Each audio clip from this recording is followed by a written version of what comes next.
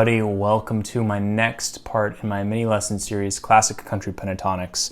This is part 2 of 3. If you haven't checked out part 1, please see the description below. There will be a link to the playlist for the mini lesson series, as well as a link to the purchasable PDF that covers the examples that I play in tab and standard notation with the correct fingerings and some notes that you can follow along in these videos. In today's mini lesson series, we're going to be looking at the classic country pentatonics of James Burton, Roy Nichols, Don Rich, and Albert Lee, to name a few. What we're focusing on in this particular lesson, in lesson 2, we'll be looking at how we can use chromatics in our pentatonics as well as enclosures. So as a quick recap of lesson 1, we were covering just basic E pentatonics. So if we're taking our first position, we have open E, 2nd fret F sharp, 4th fret G sharp, B, C sharp, E. That's 1, 2, 3, then 5, 6, then 1. And we have that across all the neck.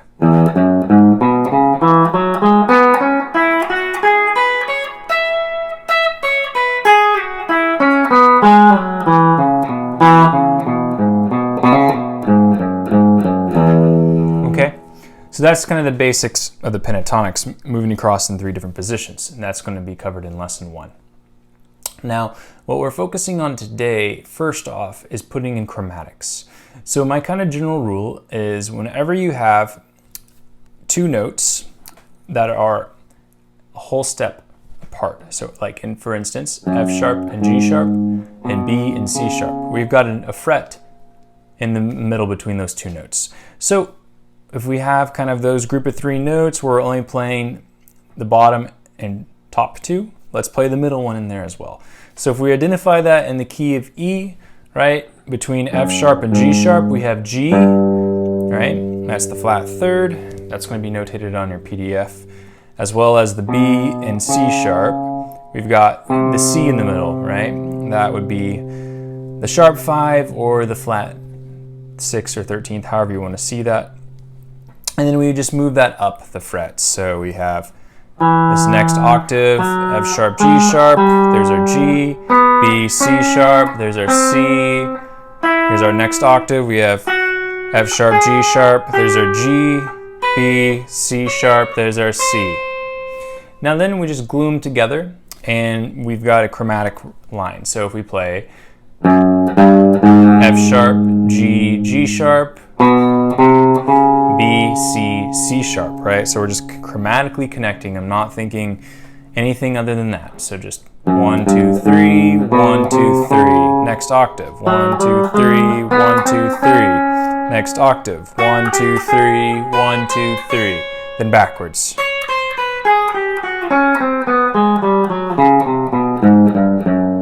Okay? Now we're just going to plug that back into our normal pentatonics. So if this is our pentatonics going,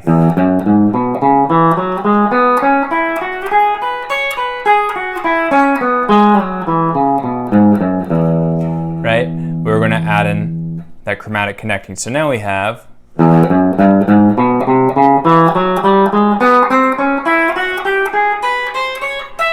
then back down.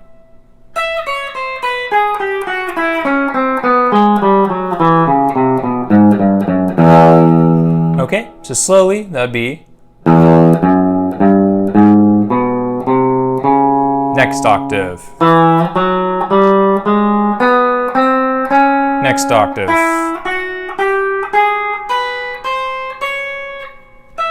top, and then right back down.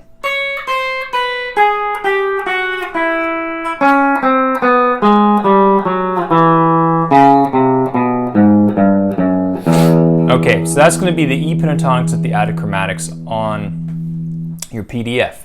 Now, if we look at a little like using these chromatics and using some of the concepts we learned from last time, we might bust something out like this, going 1, 2, 3, 4.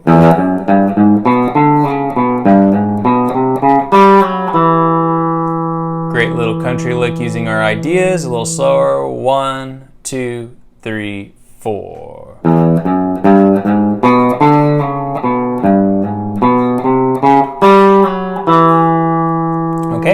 So what I'm doing here is I'm playing our pentatonics with the chromatic, and then I'm taking what we learned from last time, going up to the 5th and pulling the 7th down to the 5th. 7, slide 6, 5.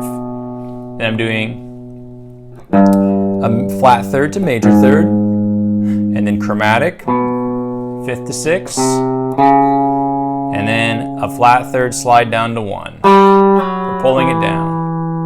So really, I've got two ideas coming here. I've got the ideas from last week of approaching the flat 3rd, or excuse me, from the flat 3rd to the major 3rd, and using the pull down, right, that uses that flat note, and then my chromatics. So basically 2 ingredients creates this whole line when you throw it into the pentatonics kind of basic structure there. And this is how you kind of think of when you're making your own licks. You know, take a foundational idea, right? You're just basic pentatonics or an arpeggio, which we'll get into next lesson, something like that. And then you just put a little embellishment on it. So that might be chromatics, that might be an approach note, that might be an enclosure, which we're about to get to. So again, pentatonic with the chromatics and the pull downs.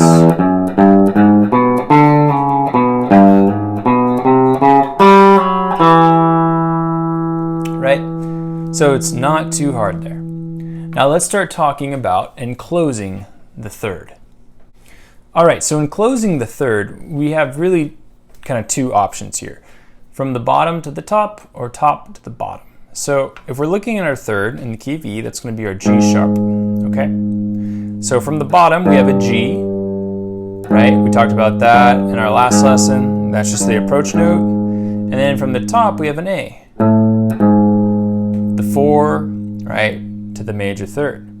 So what I can do is start from the bottom and play flat 3rd, 4, 3rd. That's an enclosure from the bottom, right? We're starting below the note, going above, coming down, okay? And then I can do this reverse. I can start from the top or above, A, G, G sharp, 4, flat 3rd, 3rd.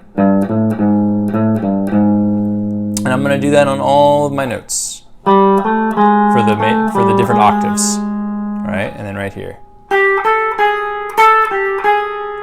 right? So that's really what's happening. So we have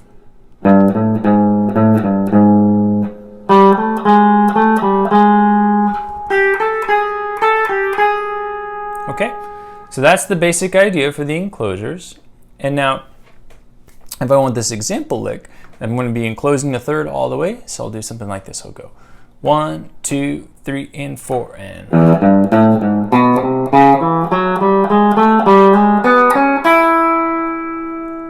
little slower. 1, 2, 3, and 4, and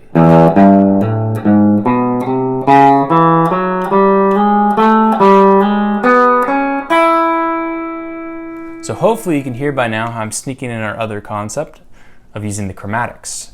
So in this one, I'm starting off on our open, then I'm going flat 3rd from the bottom, top, resolve. So, and then enclosing that major 3rd, chromatic. Now I'm into my next octave, so I'm going to play upright with chromatics.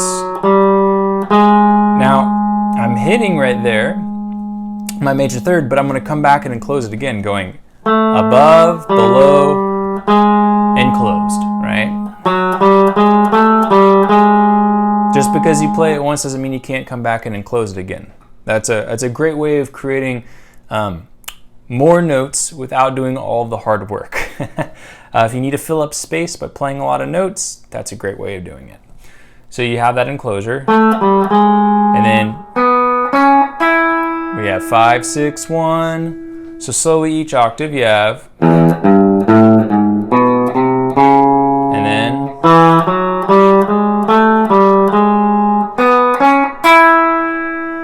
then that is the basic idea of an enclosure.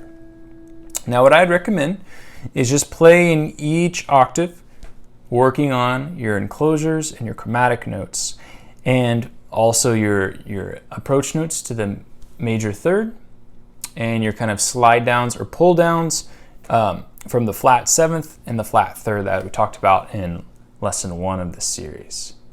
Now, a key thing for phrasing is figuring out when you want to resolve. Some people always want to resolve on the beat. Some people want to resolve on the offbeat.